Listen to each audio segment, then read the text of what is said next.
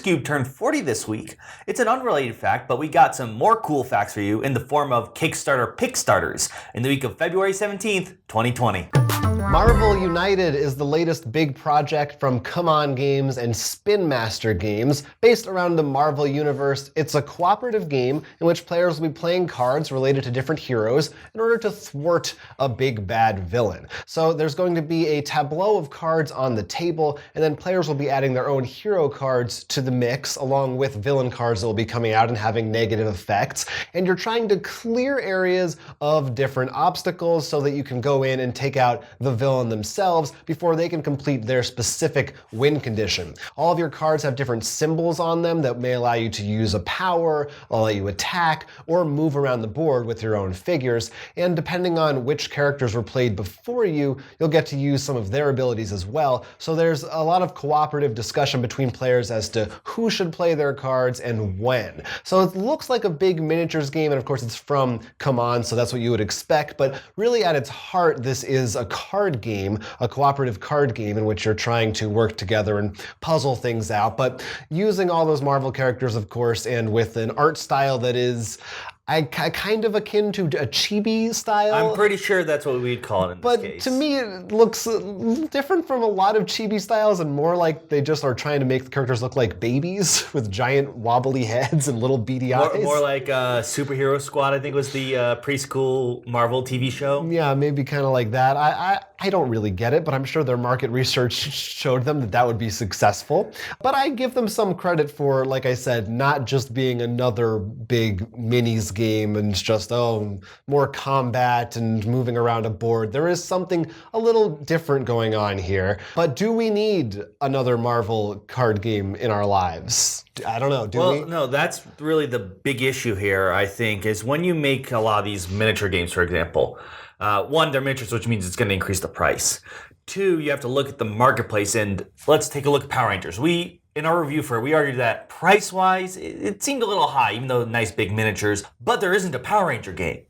This is really the first good board game Power Ranger game. This isn't that like $5 really cheap cardboard kind of thing, which is one of the reasons why it stands out so well. In this, you're not in a new area. There's like Legendary, there's the miniatures game already by Fantasy Flight. They just have the other new Fantasy Flight card game. Champions. It's a very flooded area. So it's like, I get the artwork style, you're standing out that way.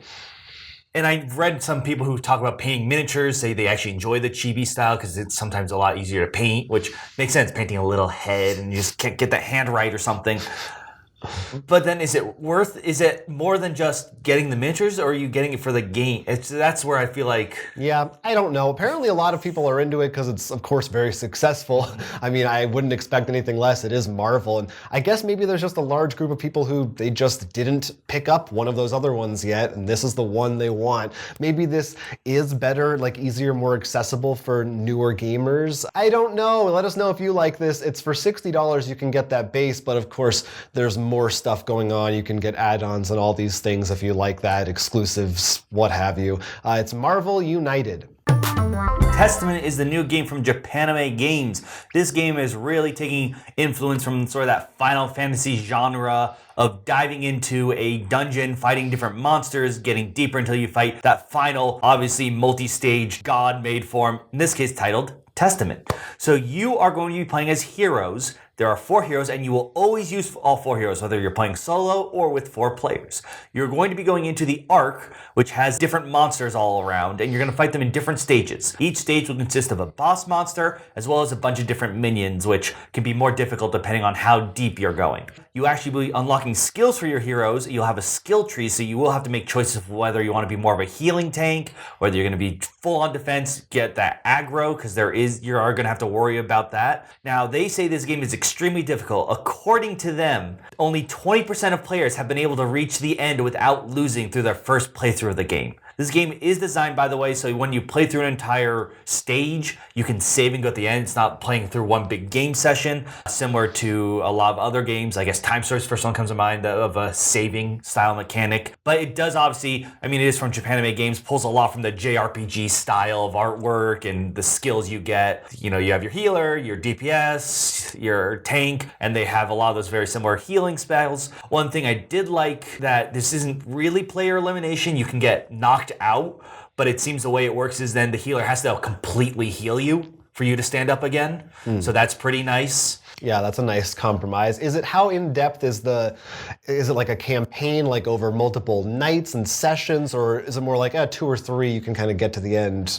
It sounds like, I think it says 500 minutes on the box or something, so I think it's going to be. So it's a lot. I don't think story-wise campaign, like it didn't seem like you're going to make story decisions. It's really the mechanics of the game, of an RPG. Got it, the dungeon crawl kind of. But you're not really moving minis around. It's just here's your boss board. You're going to be playing enemies at the bottom. They may get attacks or ambushes on you, so use your abilities correctly. I forget the name of it, like soul or spirit power. You'll roll some dice to get, and whoever's the leader will actually have to distribute them and decide, we really want the healer's ability to go off, so we're going to give you more of that. So that's another bit of a resource manager thing there too. I mean, the art looks very pretty. The difficult challenge, I'm very interested to see how challenging it actually is, and it has a lot of monsters, which I tend to enjoy. You can actually see all the bosses already, their artwork for the 6 or 7. I'm mixing up the head, but there's a whole deck of like little minions, and of course some of the bosses have their own like special minions. So for $50, if you really like to play with those games where you get to dive in fully,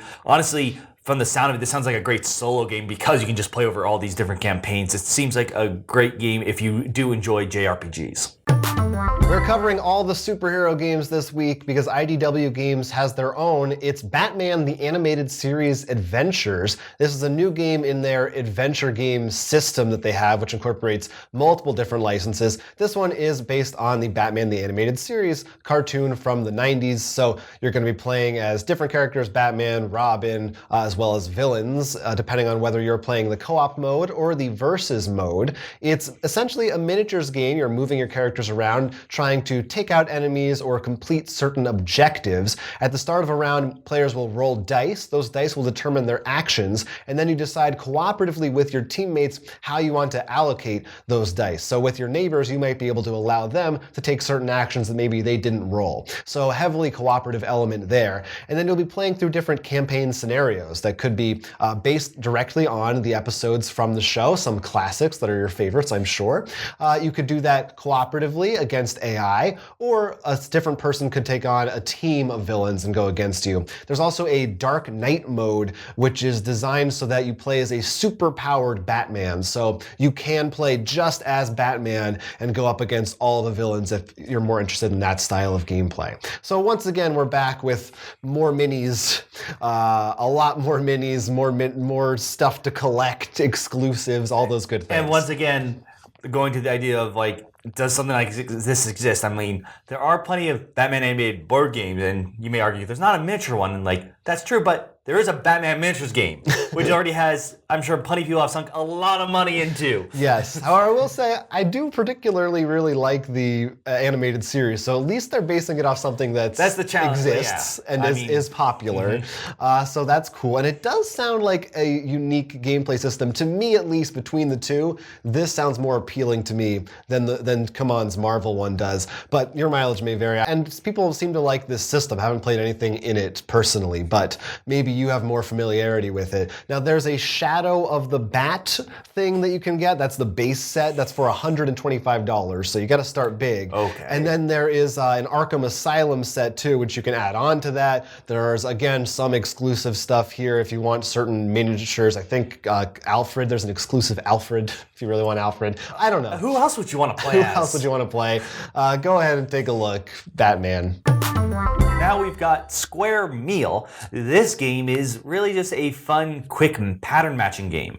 You're going to have 3 or so cards with a bunch of different foods on it in little squares, and you're going to get a pattern card, like almost like Tetris shapes, not always, but with different foods in there. And you're going to have to arrange these cards. You can cover cards as much as you want to try to get these patterns into that shape. And you'll score the cards, and that's pretty much it. There are some solo cards as well, but for a small, short game, this looked pretty fun. Like just simple cards. I can imagine time just trying to make that pattern as quickly as you can. It's simple, but fun. Yeah, I looked at this one too. I agree with your assessment. It looks simple but fun. It looks cute. The kind of thing that you could maybe be a little hectic because you're like, struggling to get the patterns in Oh time. no, the egg's in the wrong place. Right. And for $18, that's pretty nice after if you spent $125 on Batman. Yeah, it's a nice square price for a nice square meal. So check it out if you're interested in trying this out or looking for a small solo game. Gorinto is an abstract strategy game from Grand Gamers Guild. It is all about tile placement, tiles of different elements. As a player on your turn, you will be moving tiles from one area onto a board anywhere that you want. And depending on where you place them, you will receive some tiles back. So it depends on the type of tile that you use. For instance, the earth tile will give you tiles from underneath the stack that you placed it in, whereas some other ones might give you tiles from the adjacent stacks or ones in a vertical line, what have you. So depending on what you're looking for, you may change where you want to put those elements and at which times. It depends on what your little cards are at the beginning of the game. They're going to determine how you're going to score points. At the start of the game, there will be cards that determine what types of elements you would want to go for. They'll tell you maybe, oh, these ones are worth more points, etc. And that's going to establish how you want to strategize, how you want to play the game against everyone else. Also, if you have more elements of a certain type, then using that element will reward you and give you more elements, more tiles in return. So you kind of become more advanced, more knowledgeable about certain elements. It's pretty simple, pretty straightforward, abstract strategy game. I like the way you're all interacting with one center board. So the way that you change it and which tiles you take from it will directly affect the next player, but there's no actual direct player interaction. You're not fighting each other or anything like that. It's one of these more laid back, kind of look at these cute colored tiles and enjoy some of the strategy therein. More of a classical style game that sometimes I like, and having that 3D element with those tiles. Definitely sounds interesting. Will the fire element be stronger when Sozin's Comet is in the sky? I think it probably will be. There are 5 elements, by the way. The 5th one in this game is Void. Ooh. Yeah, very mysterious.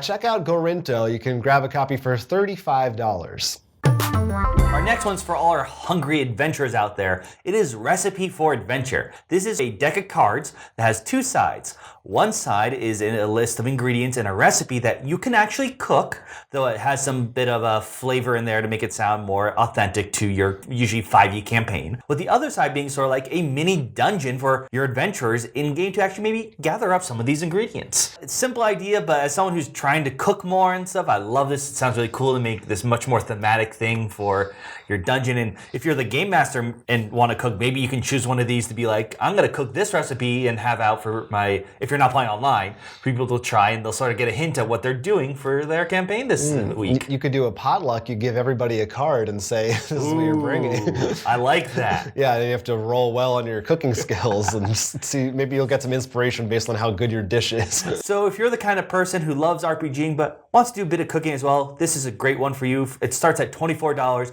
Finally, we're still in Zine Quest month, so let's give you a few quick zines for you to check out. Last Place on Earth is very realistic. This is literally about the journeying to the South Pole and how it didn't end up so well in the beginning. Definitely focuses, it's got that dark, like you sort of know that bad things are going to happen, but it's not basing it on like horror movie kind of deal. It's more of that realistic, just survival in a very harsh place. Invocultus, I think I'm saying that right, sorry, is really you're all space cultists, and depending on different locations you go, you're going to try to summon these different elder creatures, but it uses a poker deck of 52 cards. That sounds pretty interesting. Finally, Cosmic Objects and Entities is just a cool, weird map of different things in space, and like there's like a space whale, little dungeon stuff, but it's really beautiful artwork. Definitely just take a look to see what they have there. It was just, I think the artwork alone is just worth taking a look at this zine. Always good, always more zines. There's never a shortage of zines for you in Zine Quest month, so definitely look at those. I also wanted to shout out, there is the new Conan campaign from Monolith, so for people who weren't pleased with their last one, we had a whole video about its issues and why they ended it. It sounds like they are bringing what people want. They went back to the drawing board with the new adventure mode and new solo versions and co-op modes for people who like the original Conan board game. So that's kind of cool. Let us know, what are you backing? Are you looking at that? Are you picking up some more zines that we missed? Are you one of these people going in for one of these other new superhero miniatures based games, of which if you want to spend hundreds of dollars, you have plenty of options to do so. And let's not forget, we mentioned it in our last week Kickstarter, but we'll keep mentioning it. There was the Chaosmos Kickstarter Kickstarter for the new expansion. You can watch our preview on that, our review, and we're bringing it up because we still have a contest going to win a base game of Chaosmos. Yeah, you can check that out. It's rollforcrit.com/Chaosmos. We'll have a link in the description down below too. Definitely try to enter. Lots of exciting stuff. Thanks for watching, guys. I'm Jonathan. I'm Will. This has been Kickstarter Pickstarter. If you want to help out, you can check out our Patreon, or a simple click to like and subscribe can go a long way. We really appreciate everything that you can do for us. We love you.